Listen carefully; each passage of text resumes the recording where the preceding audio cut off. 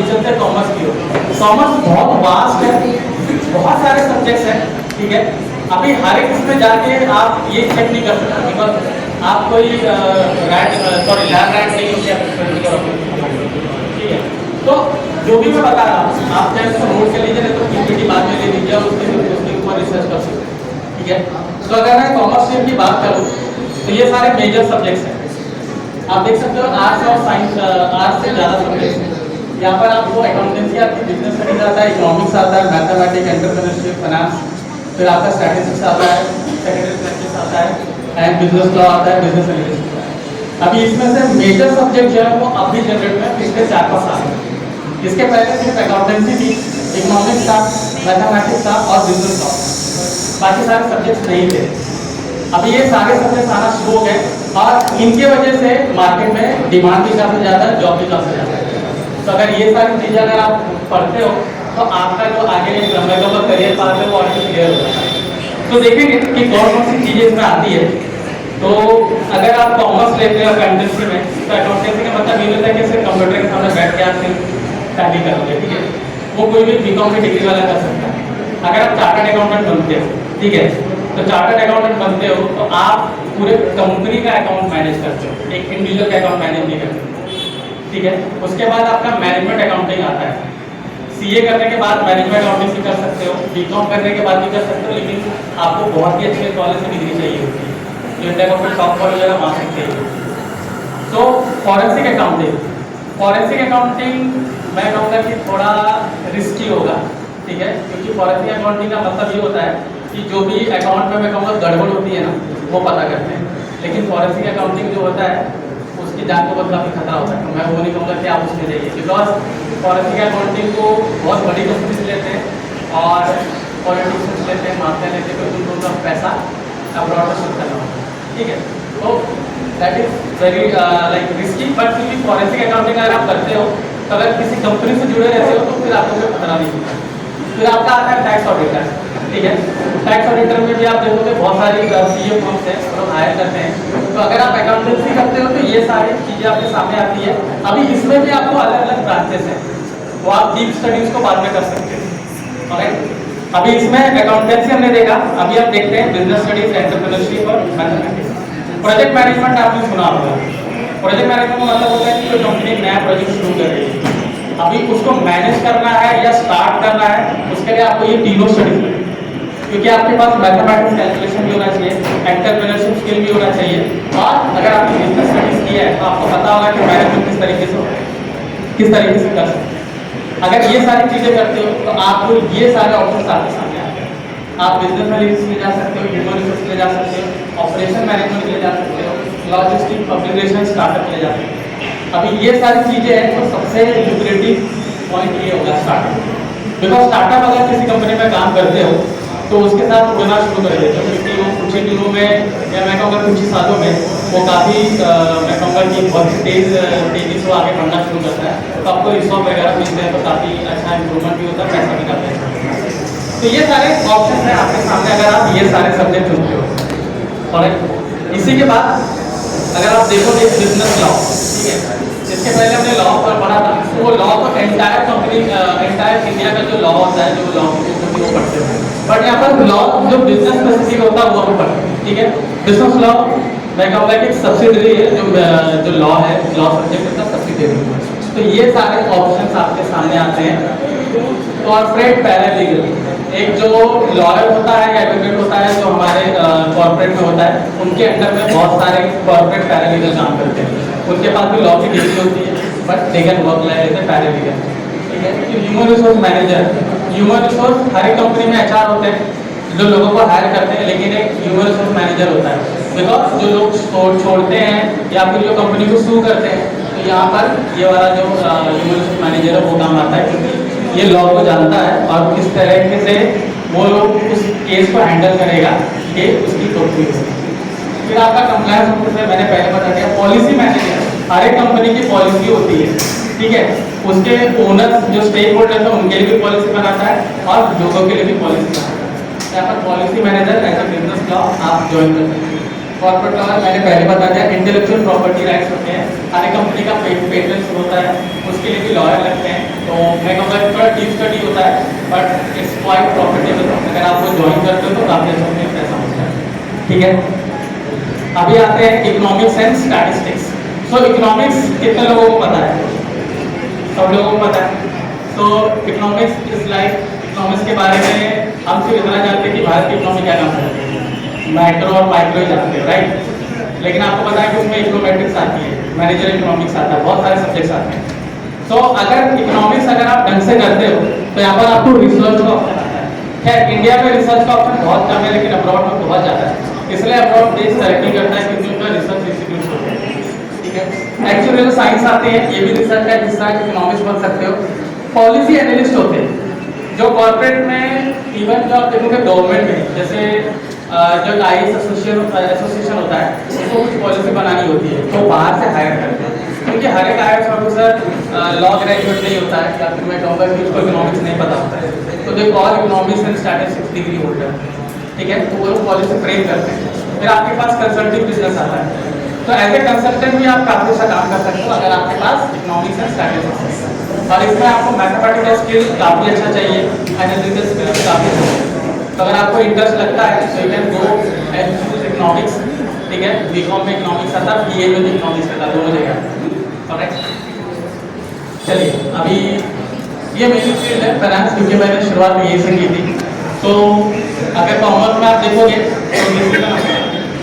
तो मतलब सबसे बड़ा फील्ड आपका फाइनेंस है। आप लोग सब जानते हो कि पैसे की बगैर दुनिया नहीं चलती है, तो पैसे को मैनेज कौन करेगा? Finance industry. तो बैंकिंग हो गए, इंस्टीट्यूशंस हो गए, सारे लोग फाइनेंस इंडस्ट्री के अंडर में आते हैं।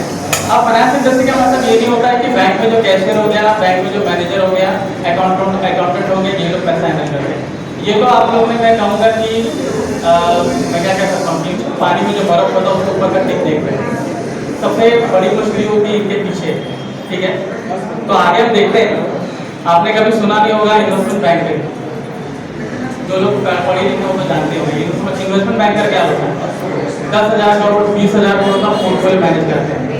उनको किसी बिजनेस में फाइनेंस करना है तो इन्वेस्टमेंट बैंकिंग। आपको एमबीए की डिग्री लगेगी।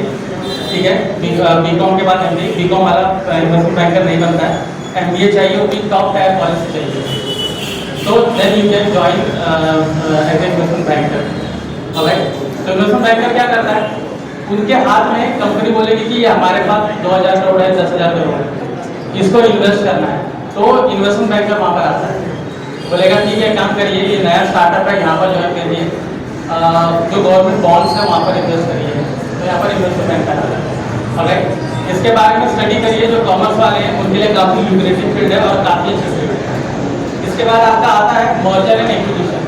दो कंपनी जब जुड़ती है और एक सिंगल कंपनी बनती है, मारुति सुजुकी किसी ने सुना होगा, तो Suzuki different company, Japanese company है, एंड मारुति इंडियन कंपनी, दोनों मर्ज होकर इंडी कंपनी बनी। तो दैट मर्जर एंड एक्विजिशन। ये फाइनेंस का हिस्सा है, बगैर फाइनेंशियल मैनेजर के काम नहीं हो सकता। इसमें लॉयर भी लगेंगे, मैथमेटिकल कैलकुलेशन भी लगेगा और फाइनेंस मैनेजर भी लगेगा। ठीक है, इसके बाद आपका आता है फाइनेंशियल एनालिस्ट। तो मेरा फर्स्ट जॉब फाइनेंशियल एनालिस्ट था। यहाँ पर सिर्फ आप कंपनी एनालिसिस नहीं करते हो, आप स्टॉक मार्केट में एनालिसिस करते हो। ठीक है, ब्रीफ स्टडी की जाती है, एक पोर्टफोलियो बनाया जाता है, हर एक चीज़ के बारे में ब्रीफ स्टडी की जाती है। तो एज ए फाइनेंशियल एनालिस्ट भी आप जॉब ज्वाइन कर सकते हो। बीकॉम के बाद ही आप स्टार्ट कर सकते हो, लेकिन आपके पास फाइनेंशियल एक्सपीरियंस होना चाहिए। ये कोई, मैं कहूँगा कि साधारण फील्ड नहीं है। जब बिकॉज आपको लगेगा कि मुझे पैसे के बारे में बहुत कुछ पता है, मैं जाके फाइनेंशियल एनालिस्ट बन सकता हूँ, योर टेक्नोलॉजी। ठीक है, बहुत सारी चीज़ें हैं जिसको मुझे कंसिडर करनी पड़ती है। ऑलराइट, सो चलिए आगे चलते हैं। Corporate finance. ठीक है, अब एक कंपनी के लिए अगर कोई बिजनेस शुरू कर रहा है तो कॉर्पोरेट फाइनेंस में होता है कि कितना पैसा कॉर्पोरेट फाइनेंस देगा। तो वहाँ पे जो चीफ फाइनेंशियल ऑफिसर होता है, ये उसका डिसीजन होता है कॉर्पोरेट फाइनेंस। कंपनी बोलेगी कि इसमें 2,000 करोड़ भी मेरा बजट है, तो ये कॉर्पोरेट फाइनेंस जो मैनेजर होता है उसका दायित्व होता है कि 2,000 करोड़ के बजट में ये बिजनेस शुरू करें। तो that is a big task. तो अगर आप सीए करते हो उसके बाद भी आप ये ज्वाइन कर सकते हो। ठीक है, लेकिन सिर्फ सीए काम नहीं चलेगा, एमबीए की डिग्री या सीएफए की डिग्री चाहिए होता है। CFA is chartered financial accountant, वो मैंने भी है। 3 लेवल होते हैं, तीनों लेवल का एग्जाम देना पड़ता है। ठीक है, उसके बाद आपको आता है क्रेडिट एनालिस्ट। आप लोगों ने लोन के बारे में सुना होगा, आप लोगों ने गवर्नमेंट बॉन्ड के बारे में सुना होगा, राइट। तो गवर्नमेंट के पास पैसे नहीं होते खर्चे करने के लिए हर टाइम पे। जैसे देश में खर्चा करना है, मान लीजिए 10 लाख करोड़, लेकिन गवर्नमेंट के पास 5 लाख करोड़ है, तो 5 लाख करोड़ गवर्नमेंट कहाँ से निकालती है? बॉन्ड से। वो बॉन्ड की जो एनालिसिस होती है कि गवर्नमेंट कितना सक्षम है बॉन्ड का पैसा वापस रिटर्न करने में, that is your credit analysis. तो ये बॉन्ड सिर्फ गवर्नमेंट ने डिक्लेयर करती है, ये कंपनी भी डिक्लेयर करती है। तो वो सब कंपनी का जो बॉन्ड्स होते हैं उनको रेटिंग दी जाती है कि AA है, AAA है, तो that is your credit analysis. आप लोगों ने 2008 मार्केट क्रैश के बारे में सुना होगा, Lehman Brothers USA में हुआ था। खैर आप बहुत लोग नहीं जानते हो, तो उसमें पूरा स्टॉक मार्केट क्रैश हुआ था। रीजन ये है कि क्रेडिट एनालिसिस की रिपोर्ट को सबने इग्नोर किया था एंड पूरी दुनिया डूब गई पैसे के लिए। काफ़ी लोगों ने सुसाइड किया, उसमें इंडिया भी हिस्सा आया था। इंडिया का स्टॉक मार्केट एक ही दिन में 20% गिरा था। तो credit analysis very important job. तो अगर जैसे मैंने कहा फाइनेंस में अगर आपको इंटरेस्ट लगता है तो ये भी एक बहुत अच्छा फील्ड है आपके लिए। फिर इसके बाद ये सारी चीज़ें आती हैं जिसमें wealth management, risk management, wealth management overall, ये वेल्थ मैनेजमेंट सबको करना चाहिए। अगर आप कंपनी के लिए नहीं करना चाहते तो खुद के लिए करिए कि आपके परिवार का पैसा फ्यूचर में सिक्योर करना है, तो that is your wealth management. कि धीरे धीरे ग्रो करे, ठीक है।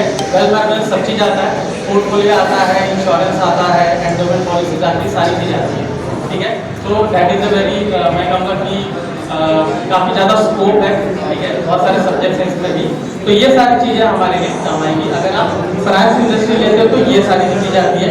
प्राइवेट इक्विटी आता है, पोर्टफोलियो मैनेजर आता है। पोर्टफोलियो मैनेजर आप 10-12 लोगों का पैसा लेके स्टॉक मार्केट में इन्वेस्ट करते हो, मैनेज को मैनेज करते हो, that is your portfolio manager. तो अंधा पैसा नहीं होता है, अंधे जैसा पैसा भी लगाना होता है, ठीक है। तो अगर मैं कहूँगा कि ये सारी चीज़ें आप पढ़ते हो तभी आप अपने आप को फाइनेंशियल एनालिस्ट, फाइनेंशियल मैनेजर हो सकते हो। अदरवाइज मार्केट में बहुत सारे होते हैं जो बोलते हैं स्टॉक मार्केट में पैसा लगाएंगे, आपका पैसा ज़्यादा करके देंगे, वो सारे गैम्बलर्स होते हैं और पैसा आपको डुबाना चाहिए। ये सारे लोग अगर आपको हेल्प करते हैं तो फिर आपका पैसा आगे जा सकता है, क्योंकि देखिए आप जो LIC पॉलिसी लेते हो, LIC में होता क्या है, आप जो पैसा देते हो ना वो स्टॉक मार्केट या कंपनी में इन्वेस्ट होता है, वो करता कौन है? Portfolio manager. तो LIC के पास बहुत सारे पोर्टफोलियो मैनेजर होते हैं, बहुत सारे पोर्टफोलियो मैनेजर होते हैं, वो एक ही कंपनी का एनालिसिस करते हैं और आप जो हर महीने मान लीजिए 5,000 रुपये 10,000 रुपये दे रहे हो ना, वो वहीं पर जाके इन्वेस्ट होता है। म्यूचुअल फंड भी वैसे ही होता है, ऑलराइट। तो ये सारे आपके सामने ऑप्शंस हैं, ठीक है। अभी आते हैं मार्केटिंग। मार्केटिंग का मतलब सिर्फ ये नहीं होता है कि लोग जो ऐड दिखाते हैं सिर्फ वो नहीं होता है। मार्केटिंग का मतलब ये भी होता है कि जो लोगों का पैटर्न है उसको स्टडी करना। मैं आपको बता दूं कि मार्केटिंग फाइनेंस के बाद दूसरा सबसे बड़ा सब्जेक्ट है।